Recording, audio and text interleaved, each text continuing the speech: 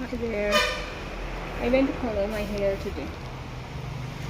It took me so long. I did some other tampering also along with the coloring. I did something else. And in fact today all my work is finished. Now I don't have to Bangalore. Bangalore was better, don't you think so? But it's not up to us. The people there, they like Bangalore, so it's fine. So before stepping to Bangalore, before leaving, I don't have to go anywhere now. All my tasks are finished. So that's why I had my lunch just now. Today the lunch was at 3:30 because I had to finish all the tasks before, today, not tomorrow. I didn't want to keep anything for tomorrow. So that's it. Humidity is there, but not as much as last week. It's slightly better, but it is still there. So I had asked you a question yesterday, if you remember. What was the question? Okay, the question was, what is value of the individual? How do you value up, right? So in my view, let me tell you, there are two ways of separating it. One is when you decide your value by accepting the validation of other people, in the sense you are leaving it to the other person to decide your value. That is one way of it. The other way is you decide your value by the way you shape your destiny, by the choices that you make, by the decisions you make, and by the, by the way you respond and react to everything that life has to offer. You decide your value. That is one way of it. The other way of deciding a value of a person is by letting others decide it for you. In the sense, let me tell you that, and more so, if you lean on other people to decide your value, it's going to be very difficult, because most of these others, the other people, they have no idea who you are. So it takes a long time for people to create a strong sense of identity, when you solely rely on other people to assign you a value. It's much better if you can work on creating an identity for yourself which decides your value. Because mostly it's very rarely that your real value, what you feel is your value, is the same as what other people feel is your value. It's very rare, so it's two ways. Some people rely on others to know what is someone's value. For example, I told you yesterday about a homeless person, somebody who roams on the road, who doesn't have anything. So how do you decide his value, his or her value? How do you decide it? Usually when other people assign a value to someone, what happens is that they decide it based on their, in this world, they decided based on mostly on the material stuff that you have in the status that you have built in a society, and also your qualities, perhaps your qualifications, your position, what you work as, how much money you earn. All that decides the value of a person when you leave it to other people. You might have changed that. If you see a homeless person walking on the streets, if you bring him to a good place, to a good surrounding, and if you sponsor them, and if you make them wear nice dresses, or if you can just polish the way that he speaks and behaves, you will see that the value that you had assigned to that person previously, while he was on the road, starts to change. I'm giving a simple example. So it's like that. So always when other people assign a value to you as an individual or a person, it's based on your status in the society, which means your financial status. Unless people know that you have money, you have wealth, the value that they assign to you is always low. At the same time, your character, your behavior also matters to everything. There are many things that matters: your qualities, your abilities. Someone who is good in some area, like he could be an athlete, but he might be coming from a very lower class in the society, from a middle class or a poor class, whichever class. So people assign a value to that individual based on his abilities. So all these matter. But when it comes to you assigning a value to yourself as an individual, it is up to you to assign it, because you have a control on about 90% of your destiny, strangely. I mean, apart from what the role that God plays, it is not other people, it is you. So I think I look at it that way. So when I asked you the question of how do you assign a value to an individual or a person, I believe it can be done in both ways. One, when you let other people do it. One, when you create a destiny, you shape your destiny in a way that you, because that is what you believe you are capable of, and that is what you wish to be living. So based on that, you are going to assign a value to yourself, and that has to be the most important part of it. The value should never be based on what other people assign to you, because that is usually based on things which are superficial, in the sense which can change with time. But if you are going to assign a value to yourself, it's usually based on who you are, and that makes all the difference. So today's lecture for you. Okay, now that we are done with the lecture, you can just be casual. I wanted to give some lecture. It's been so long. I've not taken a lesson at all, right? So today, my hair is looking like this, so frizzy and so much of volume. It's because I just sat there in the parlor and did something else also. And while I was doing that, my hair was just getting dry there in the air and in the air conditioning. So because of that, my hair has become like that. So my 95% of my packing is done, just 3-4% of it. Look at the burgundy, it's burgundy, always burgundy. I've got fed up with the mistake that I committed by applying red. So now no longer I would apply red. It's always forever burgundy. That's it. Maybe I can get some highlighting done sometime, because I spoke to them today while I was in the parlor, and I really like the golden highlighting that she had done in her hair. And I was thinking, why not try getting a golden highlighting done? You can do it at home yourself. You don't have to rely on anybody else. You can take a few strands of your hair and get some colors, the streaks color which comes. You don't even have to bleach it, okay? By itself it leaves color, and it's really nice. So if you want highlighting, you could try that. Let me just tie my hair now. It's hot.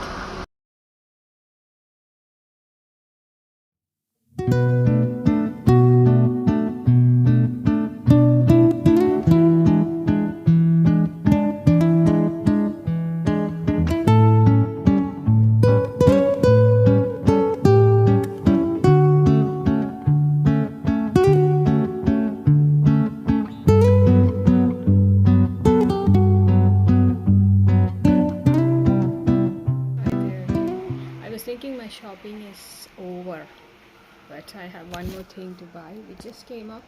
It's a backpack. Too old to wear a backpack, right? I've never worn a backpack. Even in my college days, I liked it, but it never occurred to me that I would carry. I would rather go for something with wheels. But now, since I have a lot of luggage, what happens is that holding a handbag is very difficult, and for women, life without a handbag is very, very hard. You can't do it. I don't know how many women can do without a handbag. Probably just like how men cannot do without a backpack. It's almost the same for women without a handbag. because so many things go inside the handbag. Have you watched that program?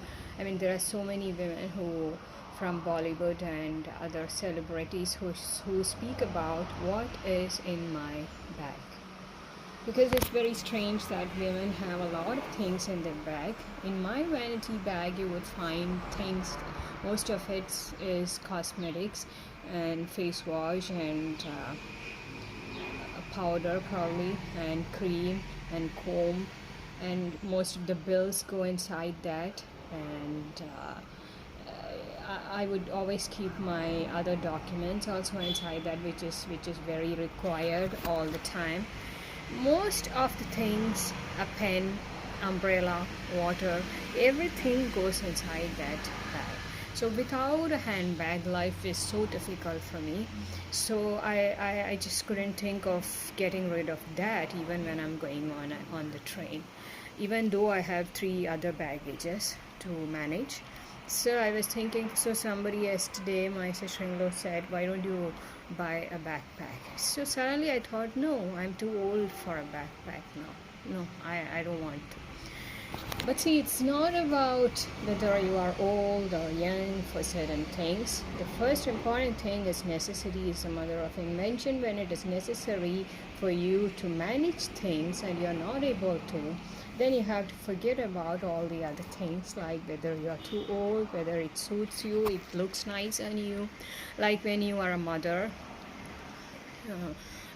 when you're a new mother, that is, so many things which we never used to do before, we do it because it's a part of it. You can't avoid it, just like that.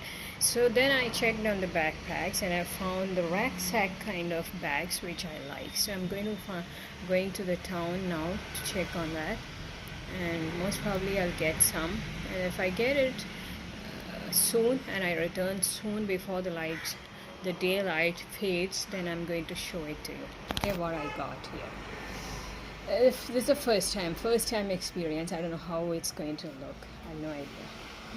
So as from morning I was in the chamber for a while, and then later I had so many other tasks which I just finished, and I was thinking I will not take a video, but see, every day I promise to show up with something, and probably it inspires a lot of people, motivates so many people. You never know.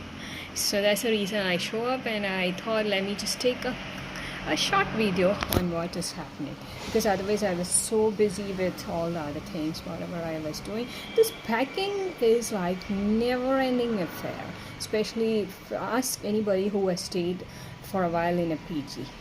I've seen them shifting from one place to another. As my roommate, I remember, she had so much of luggage. She stayed there for 2 years, and more than 2 years, that is. So when you're shifting from one place to another, and it's like for a long period of time, you have no plans of returning very, very shortly. So that means you have to carry a lot of things, and when you're packing, it's a never-ending affair.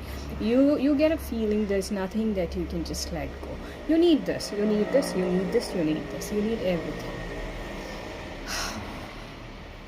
So finally, that's my condition. From a few days, let me honestly tell you, my brain has been like working so much that I have no feelings at all. I've noticed that when your brain works a lot, like you have so many things to consider, what happens is that what takes a back seat is the feelings. You have no feelings at all, no emotions. More than emotions, it's always you are focused on getting things done, which is your brain's task, and that is what you have been doing for a while. From few days, that's what I've been doing, and sometimes when I just sit, I have the editing of the video, which I've not done. Usually these days I've been doing it at night, and then sleeping pretty late. And so I've been thinking that how your brain, if you are so occupied with your brain, your feelings can just take a hold, because that emotional part is not there for you. You are focused on your work, you are focused on the brain activities. That's been happening for me from a few days. I knew that packing is so difficult. I had no idea, and now I have an idea of how it is. and it's almost done. I told this yesterday also. Yesterday I thought now my town duties are over. I don't have to visit the town again. It's all over. I've done with it. No shopping, nothing. Everything is done. But see, this came up again. So that's how it is. A never-ending process it is. Packing. Those who have done some packing will know how hard it is. How hard it is. Especially as I said, if you're going long term, it's difficult. Your brain has to be totally sharp and focused on all the things, because it's like you have to think about all the areas. It's not like just somebody has got it all for you and you just have to fit it in a suitcase or bags. It's not like that. There are so many things which you have to consider. So many things. I don't want to explain that. Okay, so let me ask you one question today, which I just read while looking through the Google. I just came across how important is privacy for a successful person. In the sense, is it a sign of a successful person that they keep their private life private and not make it public? That's a question. For me, it doesn't apply, and just because it doesn't apply, I would never say that I will never be successful. For me, privacy in the sense, there is a period of time in life when you have to be open about things. So many times we are not honest about our life, and that's the reason we fear so many things, and so we never get open about our living conditions, or never being honest, and that keeps you, that doesn't leave you authentic. So I feel that there is a period in your life when you have to be honest about yourself, and that includes making things public. Of course it grabs a lot of attention, and that's the reason probably people who are already successful, they like to keep it private, because a major part of their life is already in the public. Whichever area they are successful, that area is already in the public, and public knows a lot about that, and they've been getting a lot of attention in that area, right? So at least they want a relief from that and keep some things to themselves, which is obviously their personal life, so that there is no longer attention. They don't want to invite any more attention to that, and that keeps away the distractions which comes with attention, right? But for me, it doesn't apply, so it's okay. I've been making a lot of things public, and I've been doing it intentionally, because I feel there is no other way. You need to be honest in life, and I don't think honesty has ever done anything bad in the long run of life. I'm not saying immediately if you're honest it just saves you. It doesn't many times. But in the long run, being honest does good to you. That's what I believe. So the part that has been public from a while in my life, I think I've been doing it intentionally with some goals in mind, and I think it works. It works for me. Does it work for you? You have to check it. Such an old watch. I want to know how old it is. Guess. This is about, I bought this in 2017. So old. I will change it when I find something nice, affordable and nice. Okay. So I've not found it. I just don't want to compromise on things where I can afford it, but it doesn't feel comfortable for me. So comfort comes first, and affordability comes next. That's it. How does it work for you? It depends on your financial condition. It depends on what you can afford. As I said, affordability depends on what you're willing to compromise. Is it the affordability part of it? Is it the comfort part of it? When it comes to dresses or anything that I wear regularly, which is a part of my body, I go for comfort. It has to be comfortable, because when you're comfortable in your skin, you are more confident, you are more free. Like if you wear a slipper that fits you well and that feels comfortable, you can do so many things which you cannot do if you try to get into a dress or to slippers, sandals, shoes, which doesn't fit you properly. So for me, comfort comes first. Many times, like in the night when I sleep, I wear some of the t-shirts which are so old, but I'm not thrown it. Why?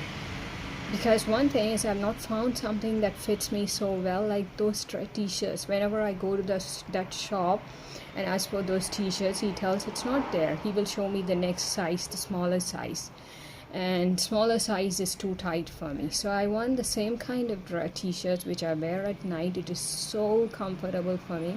So it's faded so much, but I've not found anything that suits me so well.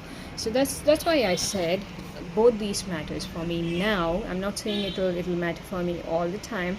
Obviously comfort is going to matter every time, but affordability can change, because as you start earning, as your financial condition improves, definitely you will be able to afford a lot more, and you'll have more variety of options.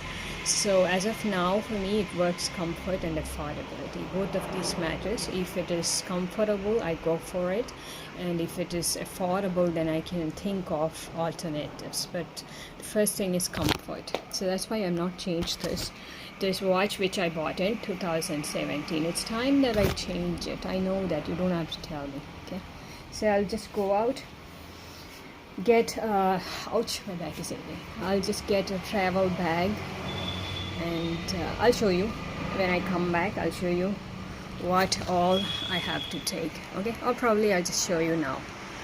Why keep for tomorrow what you can do today? Let's go 1, 2, 3 and 4. Okay, so this is about it. So what I'm trying to do is to get rid of the tan bag which I just showed. That's why I'm going out to find something which I don't have to hold in my hand, because already I have to take 3 bags full. And that comes in a rhyme. You remember that rhyme? Which rhyme is that? Where 3 bags full. The lyrics. Okay, I think it's getting hot. I'd rather go, and that's it. See you in the evening when I come back with something. I'll show you what I bought. Okay.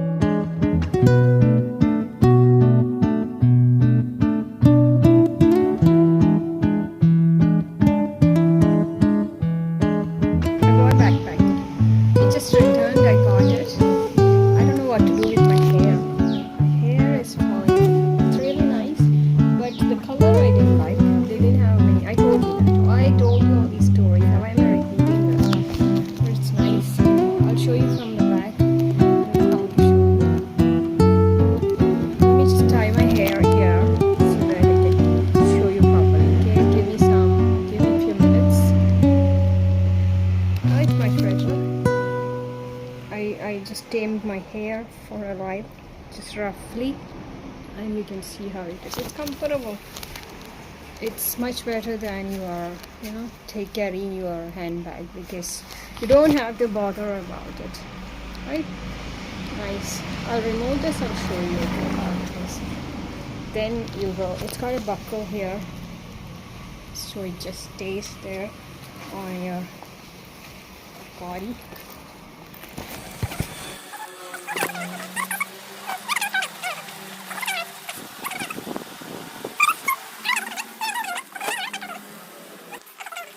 for today. Now the final day in this place is tomorrow. I'll be back with something interesting tomorrow. Okay, today's it's done. I've got some tan. I got down. So I told you all that. I forgot that I took a video while walking because it was so hot outside. You can forget many things. Can you see something here? That's a little of tan I think when I went out. It will go.